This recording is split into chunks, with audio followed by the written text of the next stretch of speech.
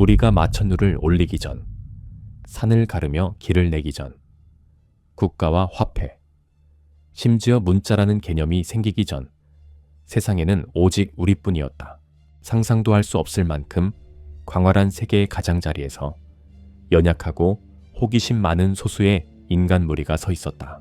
우주의 시간으로 보면 우리는 이곳에 눈 한 번 깜박일 시간밖에 머물지 않았다. 그런데 그 찰나 동안 우리는 지구의 역사에서 어떤 종보다도 더 크게 이 행성을 바꾸어 놓았다. 이것은 우리가 어떻게 여기까지 왔는지에 관한 이야기다. 우리 모두의 이야기다. 가장 처음의 인간을 떠올려 보라. 왕도, 전사도, 학자도 아닌 어둠 속에 함께 모여 이야기를 나누던 가족들. 도시도 없고 국경도 없었다. 오직 생존과 경의, 그리고 지평선 너머를 알고자 하는 깊은 충동만 있었다. 그 호기심의 첫 불씨에서 우리의 조상들은 대륙과 수천 년을 가로지르는 여정을 시작했다. 그들은 도구와 언어, 신념 체계를 발명하며 발견과 재난의 시대를 비틀거리며 지나갔다. 마침내 오늘 우리가 사는 현대의 세계를 빚어낼 때까지. 이것은 먼지 쌓인 교과서 속의 역사만이 아니다. 이것은 창의, 갈등, 사랑, 탐욕, 희망, 그리고 지치지 않는 생존 의지의 대서사다. 앞으로 2시간 동안 우리는 인류의 모든 역사를 여행할 것이다. 아프리카 평원을 걸었던 최초의 인간에서 고대 제국의 흥기, 과학과 산업, 그리고 디지털 시대의 탄생에 이르기까지 우리는 과거의 선택이 오늘 우리의 삶에 우리가 결코 예상하지 못했을 방식으로 어떻게 여전히 메아리치는지 보게 될 것이다. 우리 이야기는 문명이 존재하기 훨씬 전, 우리가 아직 우리가 아니었던 수백만 년 전에서 시작된다. 그때 우리의 조상은 인간이 아니었다. 훨씬 더 오래된 어떤 존재였다. 그 이야기는 유적과 기념물에만 기록된 것이 아니다. 뼈와 유물, 그리고 우리 각자의 몸속 DNA에 새겨져 있다. 모든 문화와 모든 민족, 모든 사람에게 속한 이야기다. 이것은 인류의 부상을 그리는 이야기이지만 동시에 우리의 실수에 관한 이야기이기도 하다. 수많은 문명이 번성했다가 사라졌다. 어떤 것은 승리 속에서, 또 어떤 것은 재난 속에서. 우리의 과거가 그려낸 패턴에는 미래를 위한 단서나 경고가 숨어 있을지 모른다. 그러니 귀 기울여라. 당신이 이 이야기를 집에서 듣든 이동 중에 듣든 처음 시작된 곳에서 아주 먼 어딘가에서 듣든 이제부터 이어질 것은 인류 여정의 전모다. 첫 불에서 첫 도시로 달에 내디딘 첫 발걸음까지. 이것이 인류의 모든 역사다.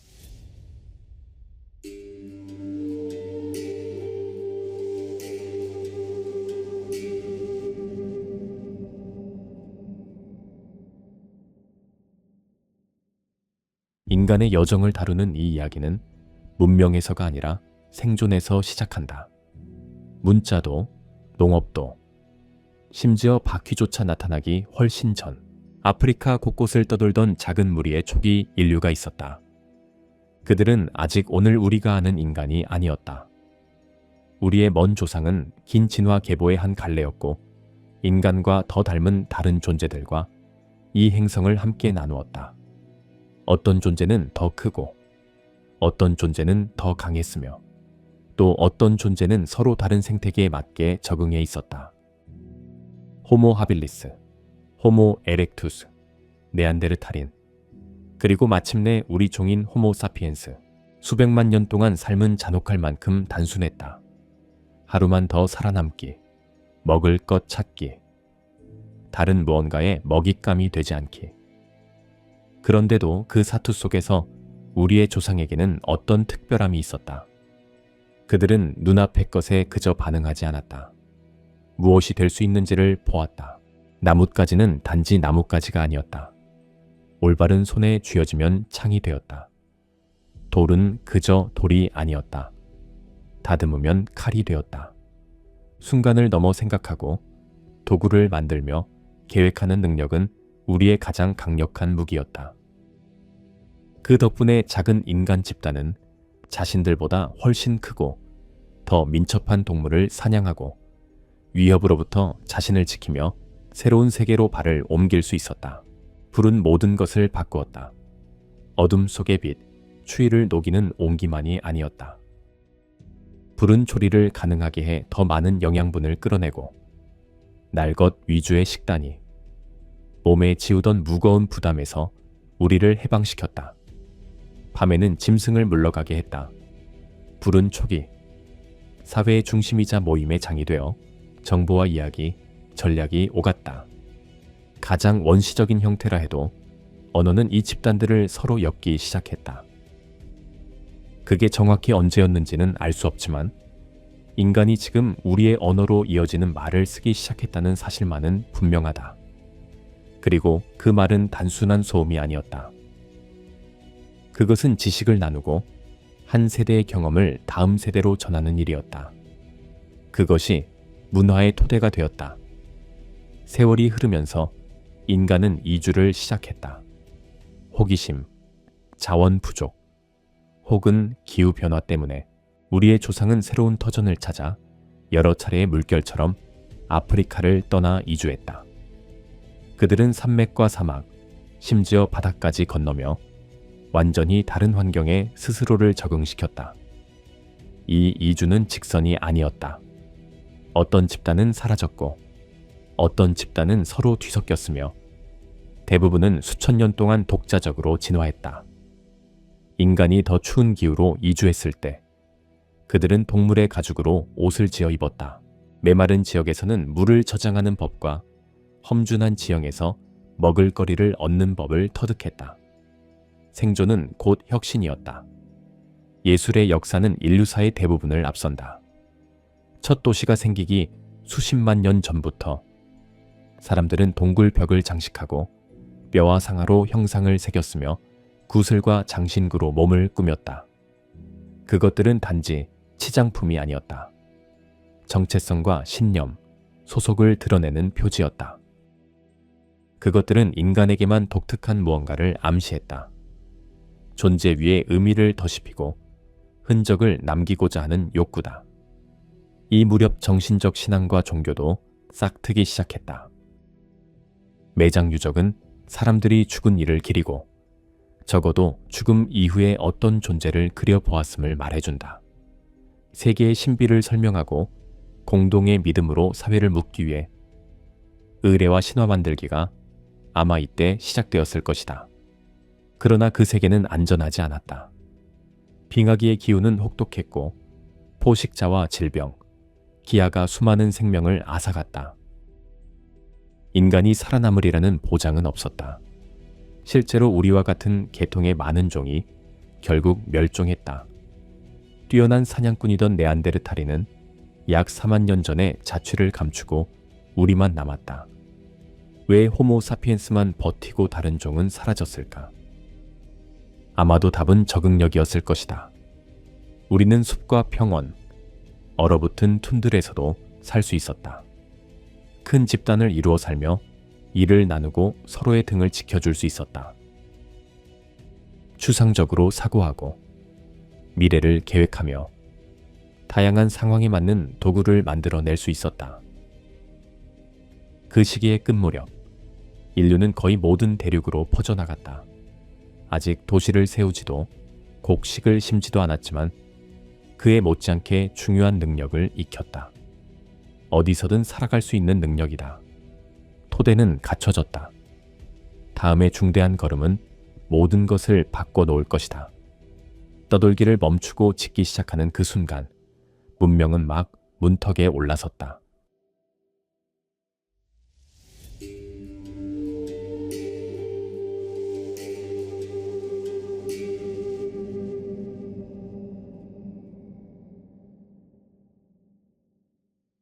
(50만 년) 넘는 세월 동안 인간은 유랑하는 수렵채집인으로 살았다. 계절에 따라 이동하고 무리의 발자취를 좇으며 땅이 내어주는 것을 거두었다. 그 삶은 유연했고 지속 가능했으며 자연의 리듬과 놀라울 만큼 조화를 이루었다. 그러나 약 12,000년 전 상황이 급격히 달라졌다. 마지막 빙하기가 물러나자 기후는 더 따뜻하고 안정적으로 바뀌었다. 숲은 확장되고 강은 불어나며 새로운 식물이 나타났다.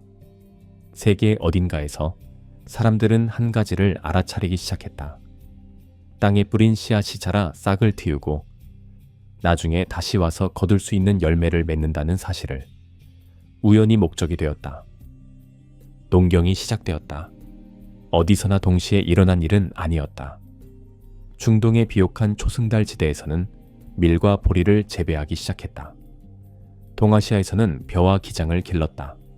아메리카에서는 옥수수와 콩, 호박을 재배했다. 아프리카에서는 수수와 얌을 길들였다. 지구 곳곳에서 서로 다른 시기와 장소의 사람들이 자연을 자신들의 이익을 위해 길들일 수 있음을 깨달았다. 그 파장은 엄청났다. 농업은 식량의 축적을 가능하게 했다. 축적된 식량은 흉년의 위험으로부터 안전망이 되었고 그 안전은 사람들이 길어야 몇 해 머물던 곳에서 더 오래 정착하도록 만들었다. 비옥한 땅과 물가를 중심으로 작은 집들이 모여 마을이 생겨났다. 길들이기는 식물에서 그치지 않았다. 동물도 인간의 동반자가 되었다. 수천 년 전부터 함께. 온 개가 아마 최초의 가축이었을 것이다. 이어 양과 염소, 소와 돼지 등 고기와 젖, 가죽과 노동을 제공하는 동물들이 뒤를 이었다. 동물은 살아있는 인간의 힘을 배가시키는 도구가 되었다. 이러한 전개는 일상의 방식을 바꾸어 놓았다. 더는 무리를 쫓아 달리거나 다음 베리덤불을 찾아 헤매야만 생존할 수 있는 것이 아니었다. 대신 사람들은 짓고, 만들고, 계획하는 데 시간을 쓸 수 있었다. 그러나 농업에는 대가도 따랐다. 정착은 인구 증가를 불러왔고, 인구 증가는 위생, 자원 관리, 사회 조직 같은 새로운 과제를 낳았다. 인간과 동물이 밀접하게 지내자 질병은 더 쉽게 퍼졌다. 식단은 수렵 채집인에 그것보다 다양성이 줄어들며 새로운 질병을 불러왔다. 그리고 풍요와 함께 갈등도 찾아왔다.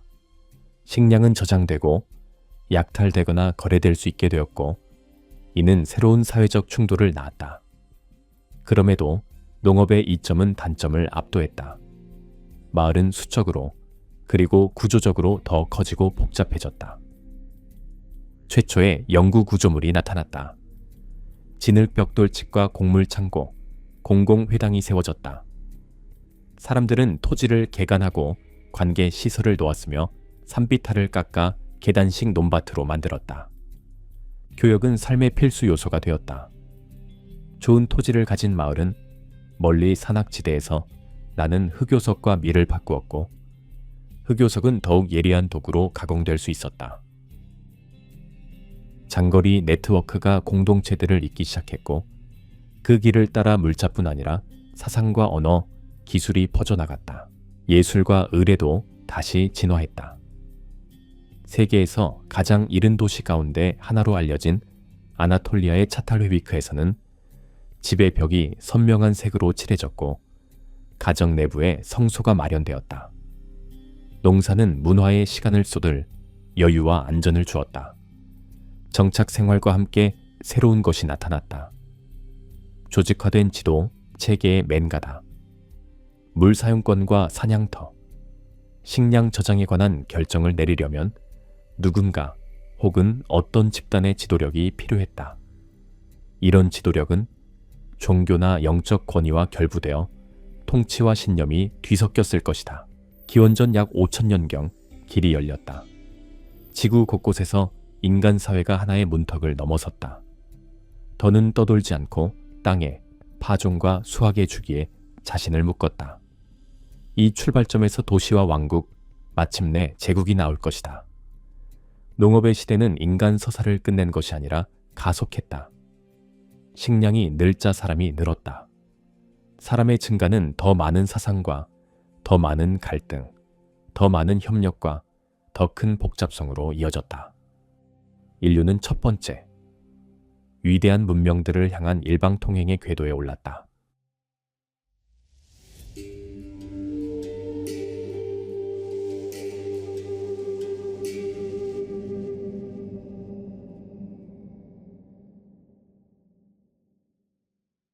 기원전 4000년이 중엽이 되면 지구 곳곳의 외딴 농경 마을들이 이미 전혀 새로운 무엇, 곧 문명으로 변모하기 시작했다. 문명은 단순한 거주지가 아니었다. 사람과 권력, 자원을 전례 없는 규모로 집중시킨 체제였다. 수천 명이 사는 도시의 존재, 규율 있는 사회, 노동 분업, 기념비적 건축, 문자 체계, 복합 문화가 그것을 이뤘다. 인류 사회가 본격적으로 역사 속에 진입한 시대였다. 가장 이른 문명은 티그리스강과 유프라테스강 사이, 오늘날의 이라크와 그 주변을 아우르는 메소포타미아에서 나타났다. 수메르인은 우르크와 우르, 라가시 같은 도시들을 세웠다.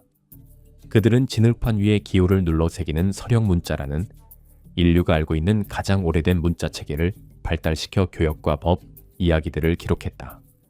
메소포타미아의 도시들은 당시의 경이었다.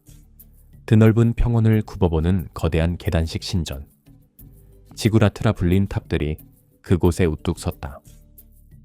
상인과 장인, 농부들로 붐비는 장터가 있었고 도시국가는 왕이 다스렸다. 왕은 법을 제정하고 군대를 거느려 영토와 자원을 두고 전쟁을 벌였다. 서쪽 나일강 연안의 고대 이집트에도 또 하나의 문명이 자리했다. 그 비옥한 범람원은 막대한 농업 인격을 떠받쳤고 이는 역사상 가장 위대한 기념물들 가운데 일부를 세우는 밑거름이 되었다. 위대한 파라오들의 무덤인 기자의 피라미드는 신권과 인간의 야망을 상징했다. 이집트 사회는 종교에 깊이 의존했다. 파라오는 통치자일 뿐 아니라 인간 세상에 내려온 신이었다. 나일강은 생명의 젖줄로 숭배되었고 장대한 장례 의식은 사후 세계를 구체적으로 그려냈다. 오늘날 파키스탄과 인도 북서부의 인더스 계곡에서는 기원전 2500년경 하라파와 모헨조다로 같은 도시가 출현했다. 그 도시들은 바둑판 가로망, 진보한 배수시설, 상업을 위한 표준화된 도량형을 갖춘 매우 정교한 곳이었다. 그러나 이 문명의 상당 부분은 여전히 수수께끼다. 아직 완전히 해독되지 않은 문자 체계, 역시 그중 하나다. 한편 중국 북부 황허 유역에서는 세계에서 가장 오래 지속되는 문화 전통 가운데 하나의 토대가 놓이고 있었다. 가장 이른 왕조인 아찬, 옥제와, 상샹월은 청동 기술과 정교한 농업, 그리고 수천 년 동안 중국 문명의 핵을 이루게 될 조상 숭배를 발전시켰다. 아메리카 대륙에서도 문명은 독립적으로 발달했다. 메소아메리카의 올메크는 마야와 아스테카 등 후대 문명의 어머니 문화로 불리며 거대한 석상을 조각하고 의례 중심지를 건설했다. 안데스에는 도자기와 문자가 없이도 어로와 농업, 기념비적 건축을 바탕으로 한 노르테 치코 문명이 있었다. 서로 멀리 떨어져 있었지만 이들 초기 문명은 놀랄 만큼 닮아 있었다. 자원을 관리하고 경쟁자에 맞서기 위한 중앙 권력을 만들었고 엘리트와 사제, 상인과 평민으로 이루어진 계급 체제를 구축했다. 바퀴와 쟁기, 도치 담배, 금속 재련 같은 기술도 발전시켰다. 그리고 한 가지 공통점이 더 있었다. 전쟁이다. 영토와 물, 교역로를 둘러싼 전쟁은 만연했다. 문자는 혁명이었다. 법을 기록하고 빚을 장부에 남기며 역사를 적을 수 있게 했다. 문자는 또한 수메르의 길가메시, 서사시에서 이집트의 창가와 지혜 문학에 이르기까지 문학을 탄생시켰다. 기록된 문자는 기억을 자리에 고정시켰고 인간이 자신과 세상에서의 자리를 생각하는 방식을 바꾸어 놓았다. 문명의 등장은 거대한 도약이었지만 또한 양날의 검이었다. 도시는 부와 혁신, 문화의 꽃을 피웠지만 동시에 권력을 소수 엘리트의 손에 집중시켰다. 불평등이 심화되었고 노예제는 수많은 사회로 확산했다. 전쟁은 더 크고 더 파괴적으로 변했다. 그러나 이 흐름은 멈출 수 없었다. 메소포타미아에서 이집트와 인더스, 중국에 이르기까지 강 유역에서 마련된 문명의 설계도는 전 세계로 퍼져나갔다. 인류는 우리의 가장 위대한 성취와 가장 끔찍한 과오가 단지 기억에만 남지 않고 돌에 새겨지는 시대에 들어섰다. 이어지는 역사의 장들은 지도를 다시 그리고 현대 세계의 무대를 마련할 거대한 제국들의 정치 체제가 써 내려가게 될 것이다.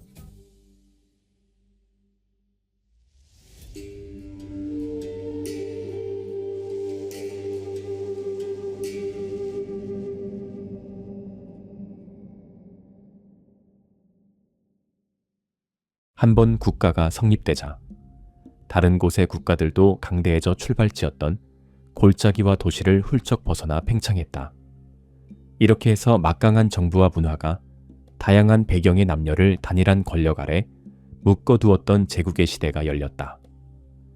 제국은 야망만으로 생겨나지 않았다. 비옥한 토양과 자원, 적으로부터의 방어를 넓히려면 땅이 필요했다.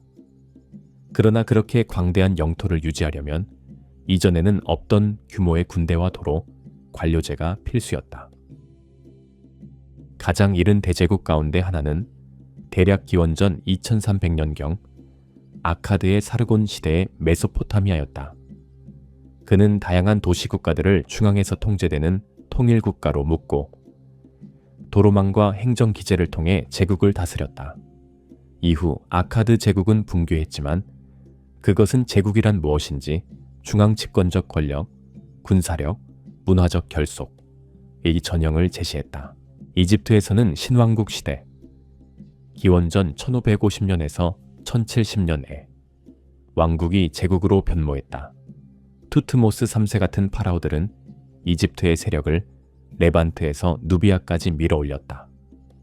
룩소르와 카르나크의 거대한 신전들은 예배의 장소이면서 동시에 권력의 선언이었다.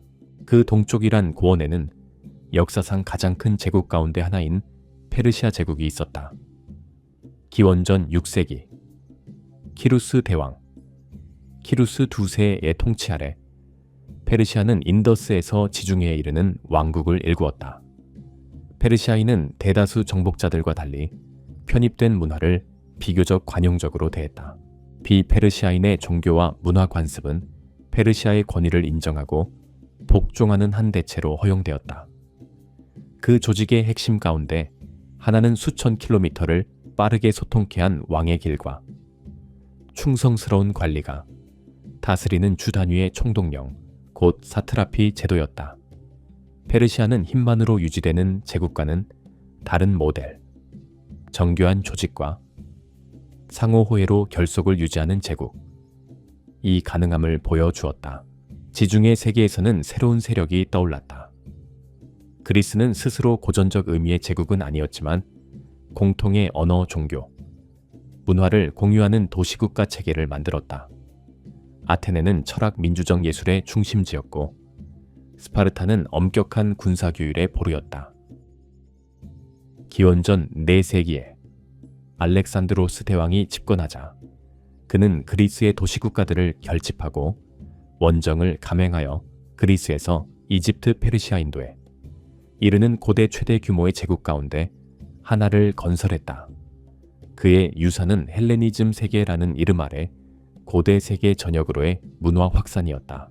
로마는 제국 체제를 한 단계 더 발전시켰다. 작은 이탈리아의 도시국가에서 출발한 로마는 정복과 동맹, 그리고 뛰어난 공학 기술로 성장했다. 서기 1세기에 이르면 로마 제국은 유럽 대부분과 북아프리카, 중동을 포괄했다. 로마의 도로, 수로, 도시가 지도를 새로 그렸고 법과 행정, 시민권이 제국을 결속시켰다. 라틴어와 로마 문화는 수세기 동안 유럽의 등대처럼 영향을 주었다. 중국에서는 진친, 기원전 221, 206년 왕조가 다른 왕조들이 시도하던 일을 마침내 해냈다. 서로 다투던 제후국들을 하나의 제국으로 통일한 것이다. 진시황은 도량형과 화폐, 심지어 문자까지 통일 표준화했다. 만리장성의 초기 구간도 북방 침입을 막기 위해 이때 축조되었다. 진은 짧게 끝났지만 뒤이은 한가카는 기원전 206년, 서기 220년은 중국의 경계를 넓히고 관료제를 정비했으며 과학, 상업, 문화의 황금기를 열었다. 제국은 혁신의 기관차였다. 도로와 항만, 도시를 건설하고 이전에는 상상할 수 없던 규모의 교역을 촉진했으며 셀 수 없이 다양한 언어와 문화적 배경을 지닌 사람들을 서로 긴밀히 맞닿게 했다. 그리고 그 접촉에서 문화적 확산이 흘러나왔다. 그러나 제국은 정복과 약탈, 저항에 대한 흔한 폭압도 동원했다. 영원한 제국은 없었다. 그들이 자랑하던 위대함은 곧 약점이 되었다. 국경 유지가 어려웠고 장거리의 소식은 더디게 전해졌다. 내분과 경제적 부담, 외세의 침략은 가장 강대한 제국마저 전복시킬 수 있었다. 그럼에도 제국의 시대는 고대와 고전 세계를 규정했다. 이 시대는 통치법 문화에 모범을 남겨 오늘날까지 우리 세계를 빚어왔다. 한 제국이 무너지면 다른 제국이 등장해 그 자리를 이었고 세계사는 보편 종교의 시대와 권력의 이동 그리고 중세 세계의 형성으로 이어졌다.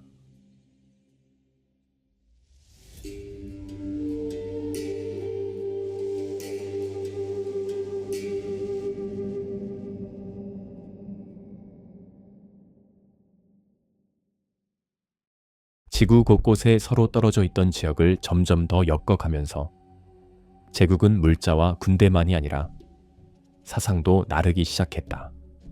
그 중에서도 종교와 철학 체계는 가장 강력한 관념으로서 수천 년에 걸쳐 인류 사회를 재편했다. 일명 추계 시대로 불리는 기원전 1000년 무렵, 혁명적 신앙과 새로운 사유가치의 물결이 여러 대륙에서 나타났다. 인도에서는 힌두교가 다양한 전통 의례 철학을 융합해 의무, 다르마, 행위와 그 결실, 카르마, 생사윤회를 중심으로 한 풍부하고 다형적인 체계로 발전했다. 같은 문화적 토대에서 출발한 시다르타 가우타마 붓다의 가르침은 자비와 깨어있음, 세속적 집착으로부터의 해탈에 바탕한 깨달음의 길을 제시했다. 공자는 바른 관계와 덕, 과거에 대한 존중이 조화와 질서를 가져온다고 가르쳤다. 공자의 사상은 수세기에 걸쳐 중국의 정치와 사회에 큰 영향을 미쳤고 도교는 자연과의 균형과 조화를 중시했다. 중동에서는 유대교가 유일신, 곧 율법을 내리고 이스라엘과 언약을 맺는 도덕적 신의 관념을 정식화했다. 여기에서 마련된 유일신적 토대는 이후 전개될 종교들의 심대한 함의를 지녔다. 이러한 종교 체계는 발생지에만 머물지 않았다. 제국이 구축한 교역과 정복의 네트워크를 타고 대륙에서 대륙으로 전해졌다. 불교는 실크로드를 따라 인도에서 출발해 중앙아시아와 중국을 거쳐 한국과 일본으로 전해졌다. 힌두 문화는 남아시아와 동남아시아 전역으로 퍼져나갔다. 유교와 도교 사상은 중국 제국의 통치 이념을 형성했으며 한국과 베트남 같은 주변 국가에도 깊은 영향을 미쳤다. 서기, 첫 몇 세기 동안 훗날 세계를 뒤바꿀 두 개의 새로운 종교적 세력이 등장했다. 유대 지역이 로마의 지배를 받던 시기에 나자렛에 예수가 선포한 가르침을 바탕으로 한 기독교는 믿음과 사랑, 용서를 통해 구원을 전파했다. 초기에는 박해를 받았지만 제국의 도로망과 도시, 공용어의 도움을 받아 그리스도인들은 로마 제국 전역에서 개종자를 꾸준히 늘려갔다. 서기 4세기에 로마가 기독교를 국교로 공인하면서 이 종교가 유럽과 세계의 여러 지역으로 퍼져나갈 토대가 마련되었다. 이슬람은 서기 7세기 아라비아 반도에서 예언자 무함마드의 지도 아래 탄생했다. 그리고 짧은 기간, 곧 약 100년 사이에 이슬람의 전사들과 상인들은 이 새로운 종교를 스페인에서부터 중앙아시아에 이르기까지 널리 전파했다. 이슬람은 종교적 메시지를 전파했을 뿐 아니라 공동의 문화적 지적 유산을 형성했으며 이슬람의 황금기에는 과학과 의학, 수학, 건축, 예술이 눈부시게 발전했다. 종교는 개인의 신앙만을 규정한 것이 아니라 사회를 조직하는 틀 역할을 했다. 정치 권력과 법, 교육, 경제는 종종 종교 권력과 얽혀 있었다. 사원과 교회, 모스크, 수도원은 학교이자 복지의 거점이었고 나아가 정치 권력의 기반으로도 기능했다. 종교의 확산은 문화적 융합도 낳았다. 다른 지역으로 전파되는 과정에서 토착의 관습과 신앙을 포섭하여 서로 섞기도 했다. 예컨대 불교는 중국으로 전파되며 도교적 요소를 흡수했다. 기독교는 유럽으로 확산되면서 기독교 이전의 축제와 도상을 일부 보존했다. 이슬람은 아프리카로 퍼질 때 핵심 교리를 지키면서도 토착의 관습을 상당 부분 포용했다. 그러나 종교는 갈등의 원인이기도 했다. 경쟁하는 종교들은 전쟁과 박해, 십자군 같은 성전을 낳았다. 수많은 사람을 한데 결집시키던 이상이 때로는 사회를 두 동강 내기도 했다. 서기 1000년 동안 세계는 교역과 종교로 점점 더 촘촘히 연결되었다. 실크로드는 중국과 지중해를 잇고 인도양 교역은 동아프리카, 중동 인도, 동남아시아를 연결했다. 이 길들을 따라 금속향 신료 비단이 오갔고 사상 기술, 종교 교리도 함께 이동했다. 이 과정은 중세 세계를 구성한 문화적 전제를 다져놓았다. 왕국과 제국은 더 이상 단순한 정치 공동체가 아니었다. 거대한 종교 전통의 보존자이자 유통자가 되었다. 인간 신심의 지리학은 대륙 내부의 좁은 범위를 벗어나 대륙 간 차원으로 풍부해졌고 다음 막대한 장, 전례 없는 발견과 정복, 문화 접촉의 시대를 위한 토대가 닦였다.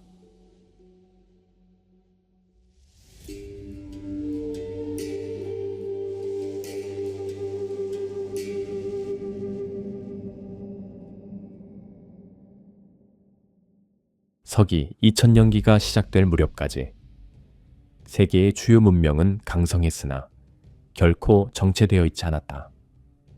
유럽에서 흔히 중세라 불리는 시기는 분절되어 있으면서도 연결된, 전통을 붙들면서도 새로운 것을 수용한 시대였다. 서유럽에서는 서기, 5세기, 서로마 제국이 무너진 뒤 수많은 왕국과 봉건 영지가 뒤얽힌 모자이크가 형성되었다. 권력은 지역에 뿌리박았고 봉신과 기사층의 봉사와 토지 보유를 축으로 작동했다. 가톨릭 교회는 영적 삶을 조직했을 뿐 아니라 정치, 학문, 예술까지 아우르는 질서의 축이었다. 대성당은 도시를 장악했고 수도원은 지식을 간직했으며 순례는 변방을 연결했다. 이슬람 세계는 황금기였다. 코르도바와 바그다다드의 학자들은 인도, 페르시아, 그리스의 고전을 번역하고 주석했다. 대수학, 천문학, 의학, 항해술이 술탄과 칼리프의 후원 아래 만개했다. 인도양과 사하라, 실크로드를 가로지르는 교역망은 이슬람 문명을 아프리카, 아시아, 유럽과 연결했다. 동아시아에서는 송대 중국이 혁신의 황금기를 구가했다. 화약무기와 지폐, 인쇄술이 발명되었고 자석, 나침반으로 길을 잡은 중국의 범선은 남중국해를 누비고 그 너머로 나아갔다. 일본은 중국의 영향을 받으면서도 문화적 자율성을 지켰고 사무라이의 규범을 확립했으며 불교와 신토를 융합한 독자적 신앙 형태를 발전시켰다. 아메리카 대륙 전역에도 발달한 사회가 있었다. 마야는 장대한 기념비적 도시와 복잡한 천문 지식을 갖추었다. 안데스에서는 잉카 제국이 성장했고 산맥을 관통하는 방대한 도로망과 계단식 경작지가 정비되었다. 북아메리카에는 미시시피 문화처럼 거대한 토르를 쌓고 광범위한 교역을 벌인 강력한 추장국들이 존재했다. 중세 사회에도 정복과 전쟁은 예외가 아니었다.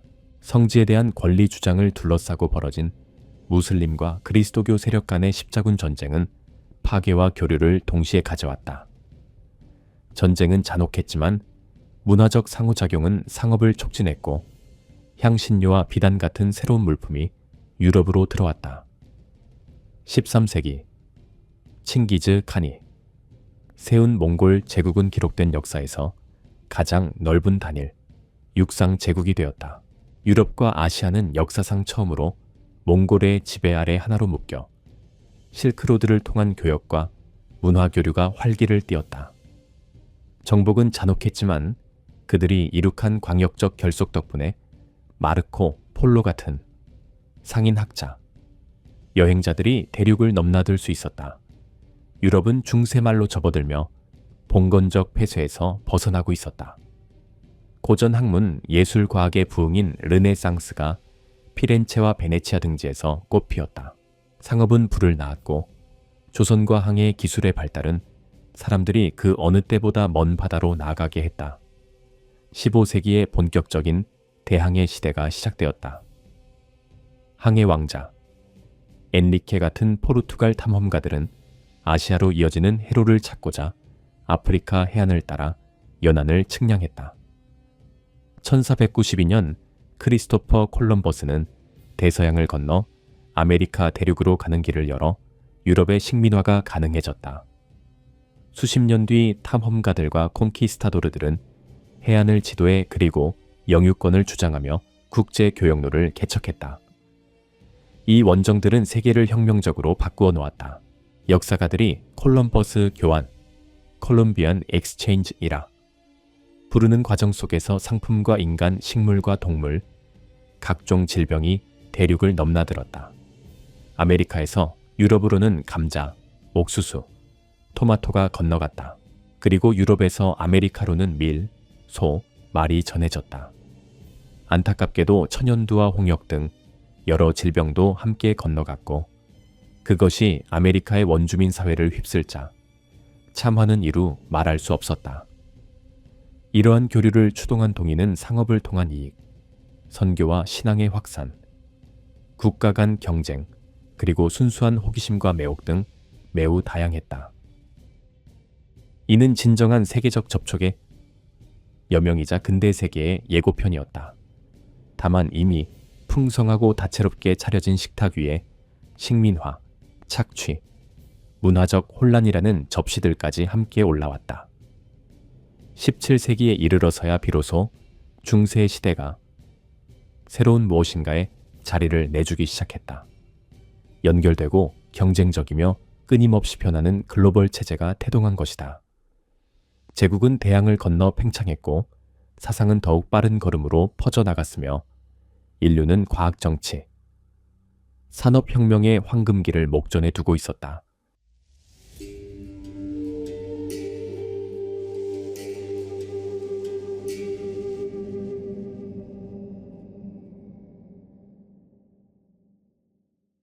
(17세기와 18세기와) 이르러 인류의 역사는 속도를 더해갔다. 전통적 권력과 종교 질서는 도전을 받았고 새로운 과학정치 인권 사상이 힘을 얻기 시작했다. 세계는 삶의 거의 모든 것을 다시 빚어낼 지적정치, 산업혁명의 문턱에 서 있었다. 첫 물결은 지성의 혁명이었다. 수세기의 관찰과 의문 제기를 토대로 한 과학혁명은 자연에 대한 인간의 인식을 송두리째 바꾸었다. 갈릴러 갈릴레이, 요하네스 케플러, 아이작 뉴턴 같은 지성들은 통념의 굴레에서 벗어나 수학과 실험을 적용하여 운동 법칙과 행성운동, 만유인력의 법칙을 밝혀냈다.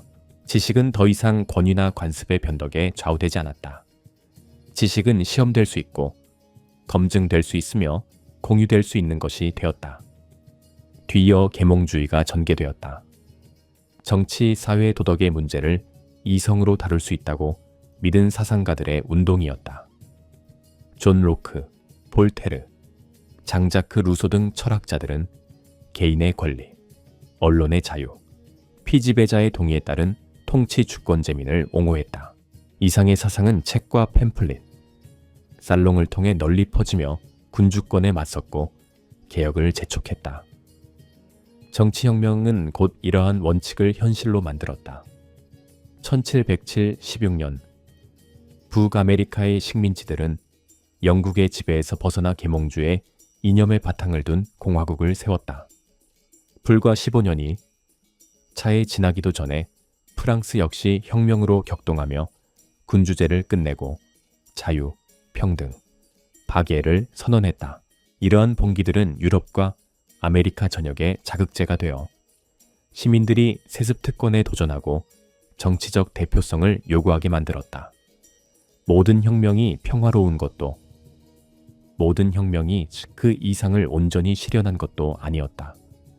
어떤 것은 폭력과 내전, 독재를 낳았다. 그럼에도 세계 지도는 다시 그려졌고 국민 주권의 이상은 사라지지 않았다. 바로 그 무렵 경제와 사회, 세계를 바꿀 또 다른 혁명, 산업혁명이 진행되고 있었다. 18세기 말 영국에서 시작된 이 변화는 증기기관, 방직의 대량 생산, 개선된 야금제철 기술 같은 혁신에 의해 가속되었다. 도시 곳곳에 공장이 들어섰고 전례 없는 규모로 물자를 쏟아냈다. 석탄과 철은 산업의 생명줄이었다. 증기선과 철도는 거리를 단축해 사람과 상품을 그 어느 때보다 빠르게 실어 날았다.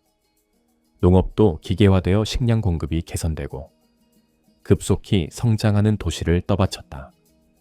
산업혁명은 전례 없는 부와 기회를 가져왔지만 동시에 가혹한 현실도 나왔다. 노동자와 아이들은 위험한 환경에서 하루 종일 일했다. 하늘은 매연으로 뿌옇고 강은 오염되었다. 도시는 비좁고 더러웠다. 저개발 지역과 산업화된 세계의 격차가 벌어지며 각국이 원료와 해외 시장을 요구하는 제국주의적 팽창의 논리가 힘을 얻었다. 그러한 변화는 사회개혁 운동을 낳았다. 노예제 폐지, 노동자의 권리, 여성 참정권, 공교육의 확대가 진전을 보였다. 낡은 질서를 뒤흔든 바로 그 정치적 산업적 변화가 새로운 평등과 정의의 운동의 기회를 열어주었다. 세계적 연결은 더 깊어졌다. 전시는 대륙 간 거의 동시적 소통을 가능케 했다. 인쇄 매체는 전 세계의 소식을 대중에게 전했다. 의학과 과학의 진보는 수명을 늘리고 공중보건을 개선했다. 그러나 바로 그 기술들이 산업국가들의 점점 더 파괴적인 무기, 생산을 촉진하여 전쟁을 한층 치명적으로 만들었다. 19세기 중엽에 이르면 정치, 산업, 문화의 혁명은 더 이상 따로따로 벌어지는 사건이 아니었다. 서로 결합해 세계의 권력 질서를 재편했다. 낡은 제국은 무너지거나 변모했고 새로운 민족 국가들이 등장했다. 가속은 더욱 빨라져 인류를 근대를 규정할 세계대전과 대규모 이주, 기술혁명의 시대로 떠밀었다.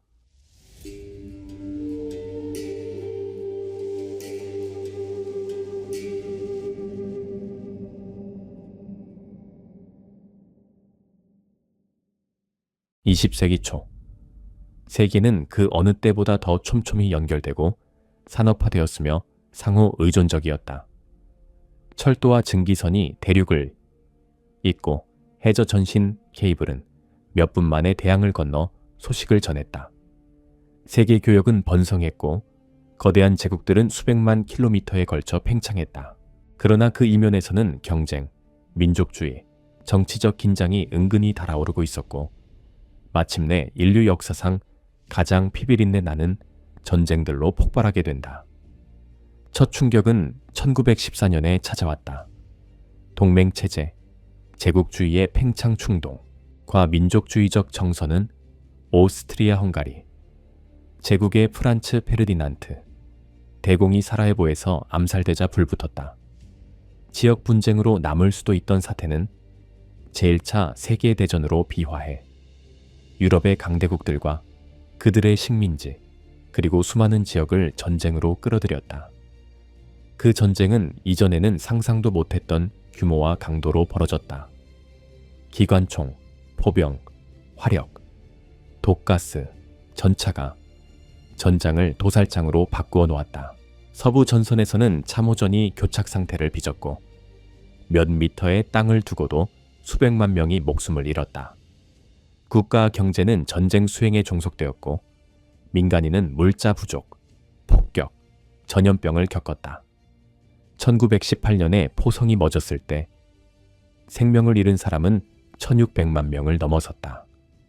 베르사유 조약은 국경을 다시 그었고 독일에 막대한 배상금을 부과했으며 그 원한의 씨앗은 이후 수십 년에 걸쳐 싹텄다. 전강이는 희망과 위기가 교차한 시기였다. 과학기술, 문화의 진보가 일상을 바꾸었다. 영화와 라디오에서 항공기, 근대 미술에 이르기까지.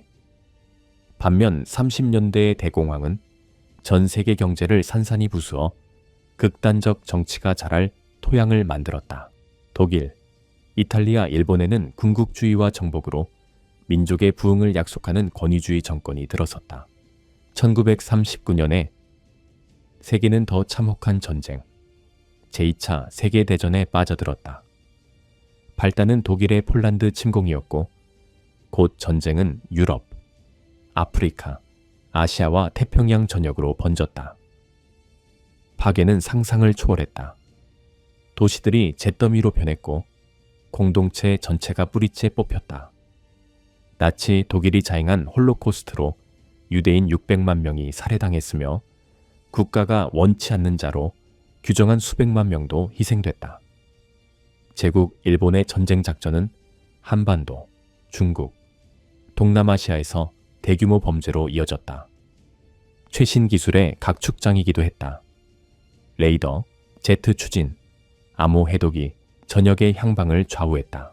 미합 중국은 1945년에 히로시마와 나가사키에 원자폭탄을 투하했고 일본은 항복을 강요당했으며 세계는 원자의 참혹한 위력을 목격했다. 전쟁이 끝났을 때 사망자는 7천만 명을 넘어섰다. 세계의 정치 지형은 또다시 바뀌었고 옛 유럽 제국들은 몰락했다. 초강대국이 된 미합 중국과 소비에트 연방은 이념과 지정학을 둘러싼 경쟁에 얽혀들었고 이는 냉전이라 불렸다. 그 여파로 새로운 국제기구들도 탄생했다. 국제연합은 협력과 평화를 증진하기 위해 만들어졌다. 브레턴우즈 체제는 새로운 경제 질서의 토대를 놓았다. 아시아, 아프리카, 중동의 옛 식민지들이 독립을 얻기 시작하면서 세계 지도는 또 한 번 바뀌었다. 20세기 전반기는 인류를 파괴와 재건이라는 양극단으로 몰고 갔다. 전쟁은 의학, 과학, 통신 분야에서 거대한 진보를 가속했고 그러나 깊은 상처도 남겼다. 세기의 후반부로 접어들며 세계는 핵에너지, 이념적 대립, 그리고 과학과 산업이 몰고 온 변화의 급가속이라는 현실 속에서 살아가는 법을 배워야 했다. 20세기 전반부, 세계는 점점 더 서로 연결되고 산업화되며 상호 의존적으로 변해갔다. 철도와 증기선이 대륙을 이었고 해저전시는 몇 분 만에 대양을 건너 전문을 실어 날랐다. 국제 무역은 호황을 누렸고 거대한 제국은 광대한 영역으로 뻗어나갔다.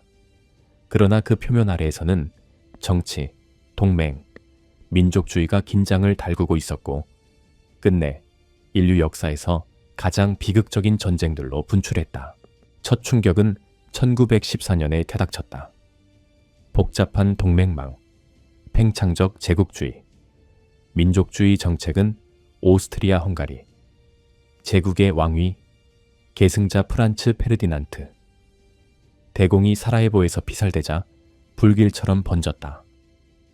지역적 충돌로 남을 수도 있던 사안은 제1차 세계대전으로 비대해져 유럽 전역의 국가들과 그들의 식민지, 그리고 다른 많은 지역을 휘말리게 했다.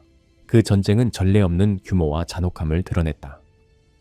기관총, 포병, 독가스, 전차가 전선을 죽음의 들판으로 바꾸어 놓았다. 서부 전선에서는 참호전이 고착되면서 끔찍한 교착 상태가 이어졌고 몇 미터의 땅을 위해 수백만 명이 목숨을 잃었다. 민간 경제도 전쟁에 동원되었고 사람들은 물자 부족과 폭격, 전염병에 시달렸다.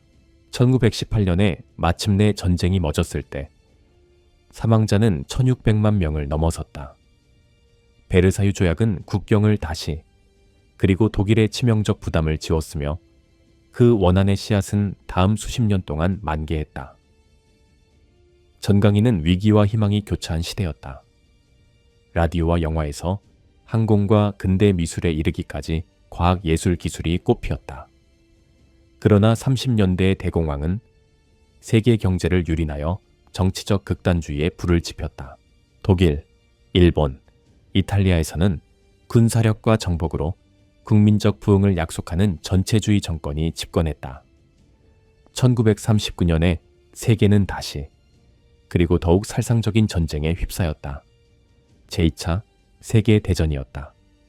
발단은 히틀러 치하 독일의 폴란드 침공이었고, 전쟁은 곧 유럽, 아프리카, 아시아, 태평양 전역으로 확산됐다. 파괴는 참담했다. 도시들은 폐허가 되었고 수백만 명이 터전에서 내쫓겼다. 나치 독일은 홀로코스트를 자행하여 유대인 600만 명과 정권이 원치 않는 자라 낙인 찍은 수백만 명을 학살했다. 제국 일본은 중국, 한반도, 동남아시아에서 대규모 잔혹 행위를 저질렀다. 이 전쟁은 또한 기술의 각축장이었다. 레이더, 제트, 추진, 암호 해독이 각 전역의 승패를 좌우했다. 미국은 1945년 히로시마와 나가사키의 원자폭탄을 투하해 일본의 항복을 이끌어내고 원자무기의 참혹한 위력을 세계에 각인시켰다. 전쟁이 끝난 뒤 7천만 명이 넘는 사람이 목숨을 잃었고 세계의 정치 지도는 바뀌었다. 유럽의 낡은 제국들은 붕괴했다. 소련과 미국이 초강대국으로 부상해 냉전이라 불리는 이념적 지정학적 경쟁에 돌입했다. 그 여파로 새로운 국제 질서와 기구도 생겨났다. 국제 평화와 협력을 유지하기 위해 유엔이 창설되었다. 브레턴우즈 체제가 새로운 세계 경제의 토대를 마련했다. 아시아와 아프리카, 중동의 식민지들이 독립하기 시작하면서 세계 지도가 새로 그려졌다. 인류는 파괴할 힘과 재건할 힘을 동시에 손에 넣었다. 전쟁은 의학과학 통신의 비약적 발전을 촉진했지만 동시에 지구 곳곳에 깊은 상처를 남겼다. 세계는 20세기 후반으로 접어들었고 핵무기와 이념 경쟁, 그리고 과학과 산업에서 분출하는 변화의 가속도에 의해 규정된 세계를 균형 있게 관리하는 일이 인류의 과제가 되었다.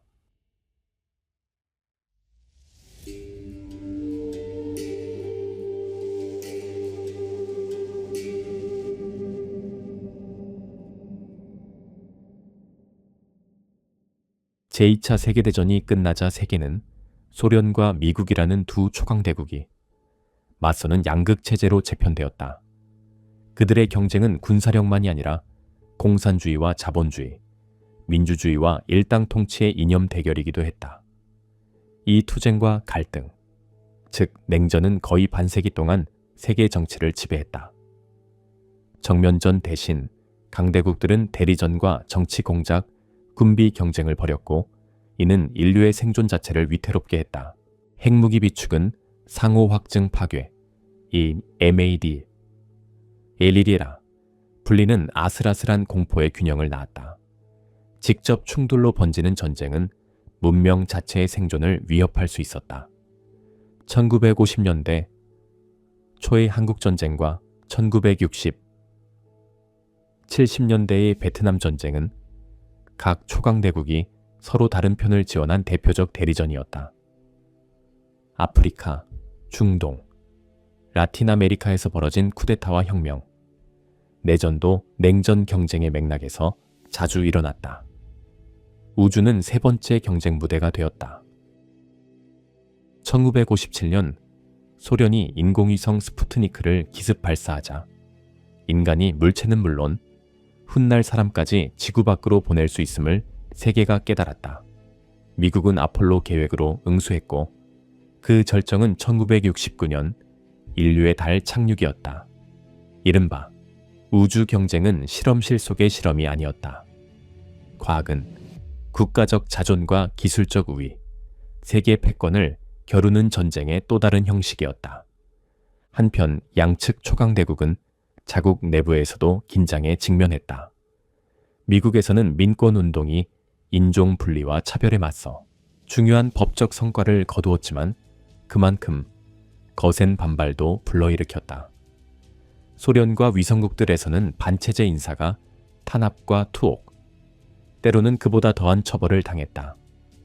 그런 긴장 속에서도 냉전 시기는 눈부신 과학기술 발전의 시기였다. 1947년 트랜지스터의 개발과 1970년대의 마이크로 프로세서는 디지털 혁명의 기반을 놓았다. 처음에는 정부와 대기업이 거대한 방 한 칸을 차지하던 컴퓨터를 운용했지만 그것은 점점 더 빠르고 작아져 일상 곳곳에 퍼졌다. 한편 소련 체제에는 1980년대 들어 균열이 나타났다. 경제 침체와 정치적 피폐, 누적되는 불만으로 체제의 장악력은 약화됐다. 글라스노스트 개방과 페레스트로이카, 치료 개혁 같은 개혁 정책이 체제 쇄신을 시도했지만 오히려 더 근본적 변화를 요구하는 목소리만 키웠다.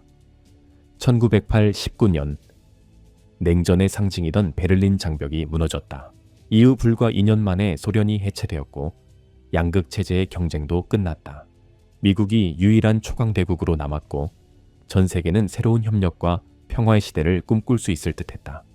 그러나 냉전의 종식과 동시에 더 심대한 또 하나의 혁명이 시작되었다. 정보화 시대였다. 전시 정보망으로 출발한 인터넷이 전 세계의 대학과 기업, 나아가 가정까지 서로 연결하기 시작했다. 우편은 전자우편으로, 백과사전은 웹사이트로 대체되었다. 며칠에서 수주 걸리던 정보 접근이 즉시 가능해졌다. 세계화는 더욱 가속화되었다. 무역과 운송의 혁신은 국가 간 경제적 거리를 줄였다. 다국적 기업의 영향력은 커졌고 음악과 영화 등 무형의 문화는 상상할 수 없는 속도로 국경을 넘어 퍼지며 문화 교류를 기하급수적으로 늘려갔다. 그러나 정보화 시대는 새로운 도전도 동반했다. 일자리는 더 낮은 인건비를 찾아 대륙을 넘나들었다. 컴퓨터를 가진 이들과 그렇지 못한 이들 사이의 격차가 커졌다. 해킹에서 출발해 인터넷 사기로 이어지는 새로운 범죄 유형도 급증했다.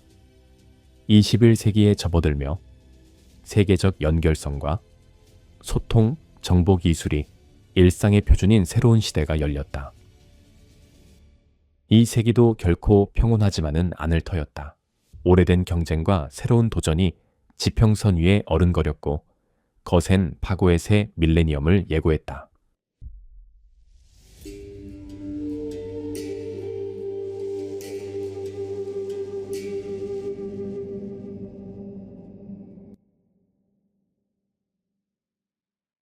(21세기는) 밝음과 불길함이 뒤섞인 채 시작되었다. 냉전은 과거의 유물로 남았고 기술 발전은 들불처럼 속도를 높였으며 세계화는 그 어느 때보다 지구를 촘촘히 묶어놓았다. 그러나 몇 해가 지나자 분명해졌다. 이 새 세기 역시 새로운 것과 오래된 것, 저마다의 어두운 그늘을 지니게 될 것이미. 이 2001년 9월 11일 미국에 대한 테러 공격은 전 세계를 충격에 빠뜨렸고 새로운 국제 안보의 시대를 열었다. 미국과 동맹국은 테러 조직을 뿌리 뽑고 공격적 정권을 축출한다며 아프가니스탄과 이라크를 침공했다.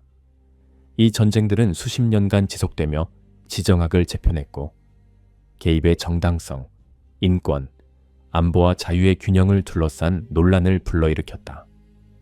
동시에 세계 경제는 어느 때보다 촘촘히 연결되었고 글로벌 공급망은 대륙을 가로질렀다.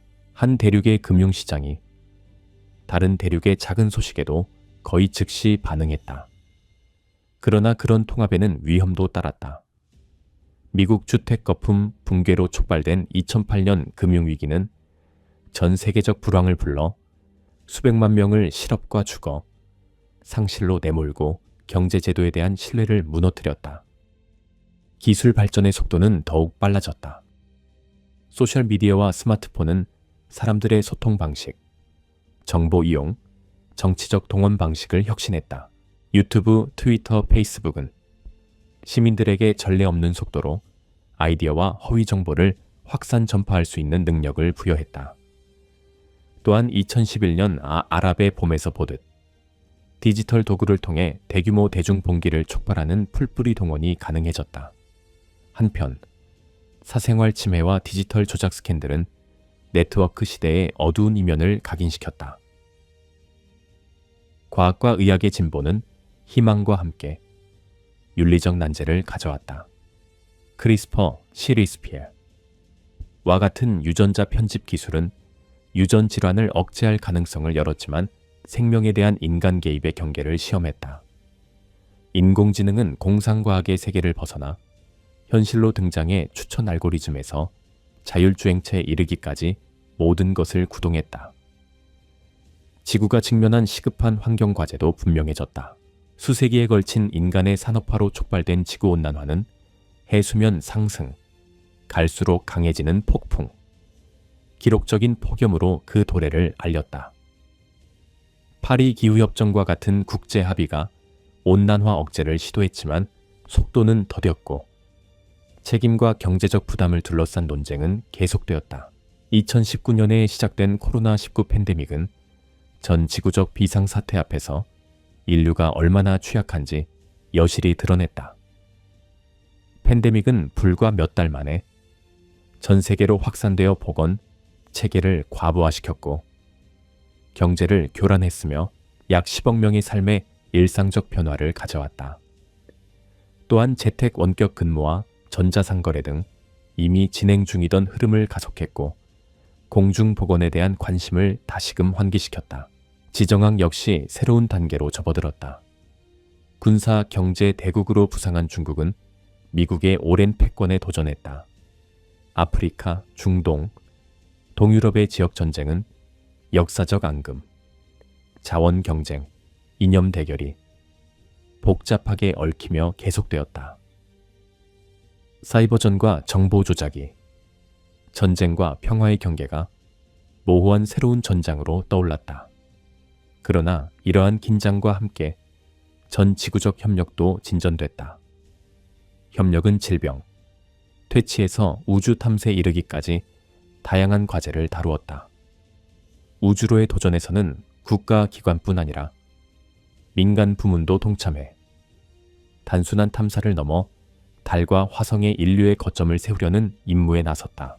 다가올 세대의 인류는 이미 작동 중인 힘들을 어떻게 다루느냐에 의해 규정될 것이다. 기술 발전, 환경 변화, 세계의 인구 이동, 상호의존적 지구에서의 글로벌 리더십의 필요성이 그것이다.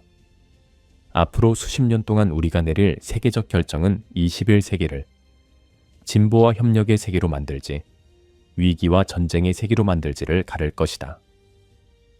사냥 채집 소집단에서 출발한 인류는 기술 중심의 전 지구를 아우르는 종, 자종으로 한없이 먼 길을 걸어왔다. 이 거대한 서사는 아직 끝나려면 멀었다. 오히려 이제야 비로소 제대로 시작되었다고 말하고 싶을 정도다.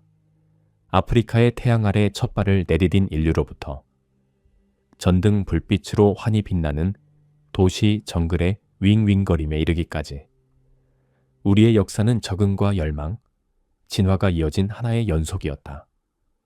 그것은 시행착오와 승리와 패배, 바다와 세기를 건너 전해진 사상의 역사였다. 우리는 연약하고 의문으로 가득 찬 유목민으로 발 딛고 선 땅에 전적으로 의존한 채 시작했다.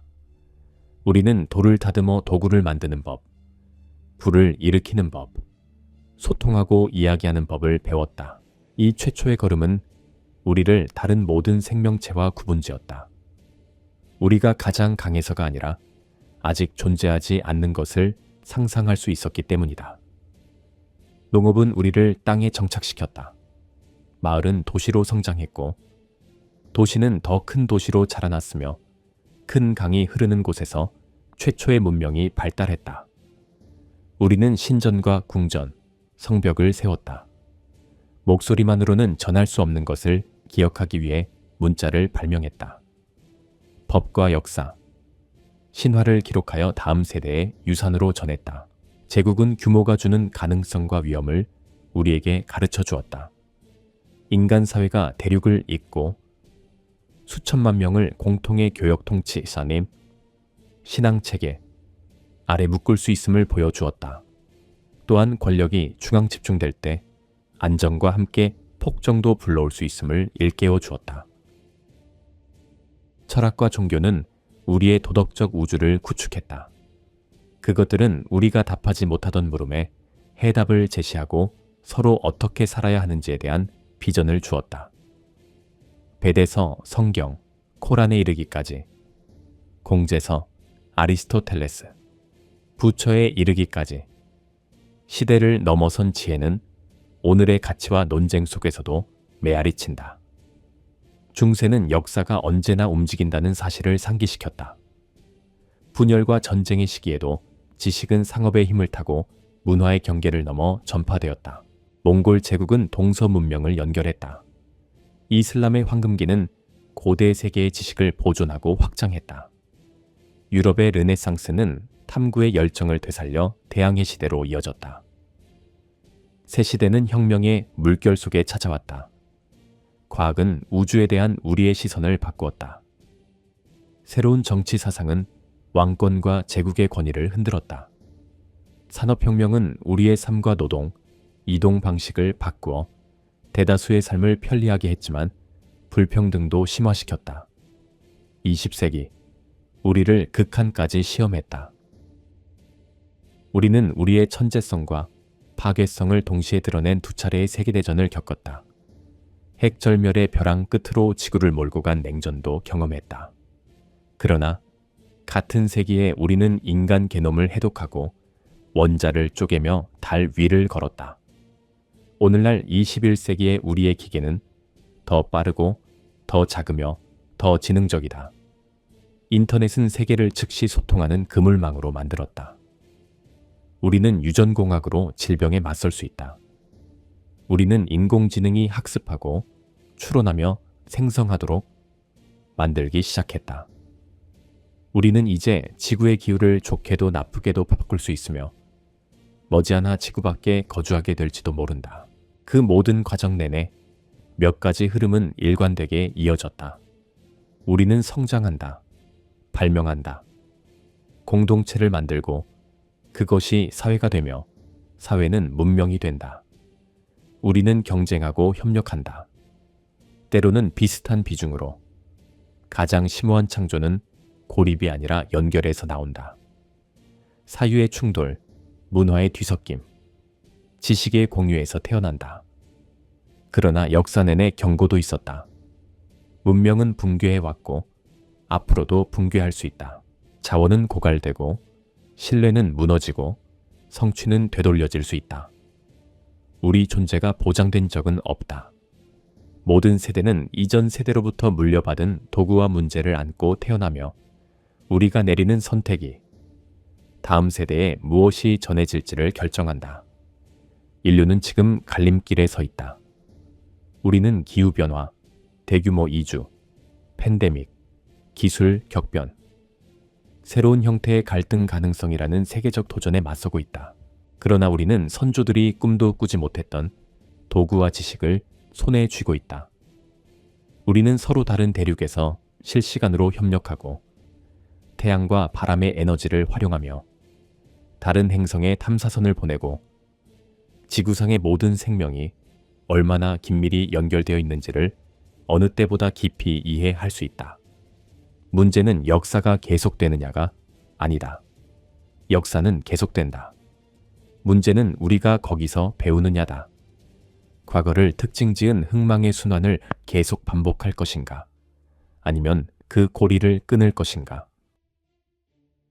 피라미드를 세우고 별자리를 그리고 원자를 쪼갰던 그 에너지가 공정하고 지속 가능한 미래를 구축하는 길도 찾아낼 수 있을까? 유랑하는 소집단에서 세계 문명으로 나아온 우리의 여정은 수만 년에 걸쳤지만 우주의 장엄함 앞에서는 아직 시작에 불과하다. 아프리카라는 인류의 요람에서 조상들을 앞으로 이끈 그 호기심이 이제는 우리에게 별 너머로 뻗어가라 영감을 준다.